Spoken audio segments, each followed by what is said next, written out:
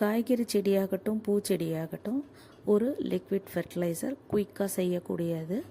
வேலைக்கு போகிற லேடிஸ் இல்லை வீட்டில் நிறையா வேலை இருக்குது, கொஞ்சம் செடி தான் வச்சுருக்கோம், நிறைய கவனிக்க முடியாது செடிங்களை, இவ்வளோ தான் செய்ய முடியும் அப்படின்னு சொல்லி இருக்கிறவங்களுக்கு ஒரு சுலபமான முறையில் ஃபெர்டிலைசர் எப்படி செய்கிறதுன்னு சொல்கிறேன். லிக்விட் ஃபெர்டிலைசர் இது டெய்லியும் கொடுக்கலாம்.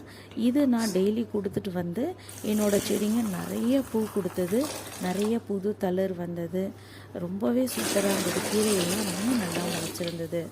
இது பார்த்திங்கன்னா கிச்சனில் இந்த மாதிரி ஒரு பக்கெட் வச்சுக்கோங்க. இன்றைக்கி என்ன காய்கறி பழம் யூஸ் பண்ணிங்களோ அது போட்டுக்கலாம். நான் இன்றைக்கி எடுத்திருக்கிறது ஒரு வாழைப்பழத்தூள் இருந்தது. வாழைப்பழத்தூள் டீ நம்ம யூஸ் பண்ண டீ தூள் தான், அதை நல்லா வாஷ் பண்ணி போட்டிருக்கேன்.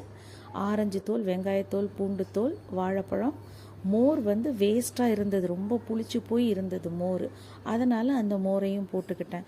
சப்போஸ் உங்கள்கிட்ட மோர் இல்லைனாலும் பரவாயில்ல, இதை மத்தியானம் நம்ம சமையல் முடிக்கும்போது இந்த பக்கெட்டில் போட்டு வச்சுக்கலாம்.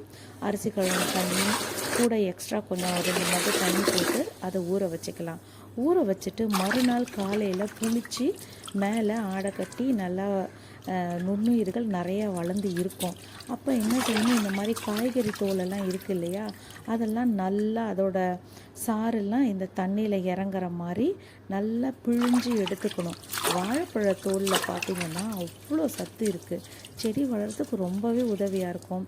நம்ம வெங்காயத்தோலெல்லாம் பார்த்துருப்போம் சின்ன வயசில், நம்ம அம்மா பாட்டியெல்லாம் இந்த செடிங்களுக்கு போடுவாங்க. அரிசி கழுவின தண்ணி ஊற்றுவாங்க. அதையும் நம்ம கொஞ்சம் மேம்படுத்தி போட போகிறோம், அவ்வளோதான். இதை நல்லா பிழிஞ்சு எல்லாத்தையும் எடுத்துடணும். என்ன எந்த ஃபெர்டிலைசர் லிக்விட் ஃபெர்டிலைசர் போட்டாலும் அது நல்லா டைல்யூட் பண்ணி லிக்விடாக தான் போடணும். அந்த ஃபெர்டிலைசர் போடுறதுனால மண் மேலே எதுவும் ஃபங்கஸ் வரக்கூடாது, நல்லா டைல்யூட் பண்ணி போடணும். இது மட்டும் ஞாபகம் வச்சுக்கோங்க. நல்ல பெரிய பெரிய திப்பி எல்லாம் நல்லா கையில் வடிகட்டி எடுத்துட்டு, ஃபில்டரில் வடிகட்டணும்னு அவசியம் இல்லை, ஏன்னா இது நம்ம வேருக்கு தான் கொடுக்க போகிறோம். எல்லா செடிங்களுக்கும் போட்டுட்டு வாங்க, எப்படி இருக்குதுன்னு பாருங்கள்.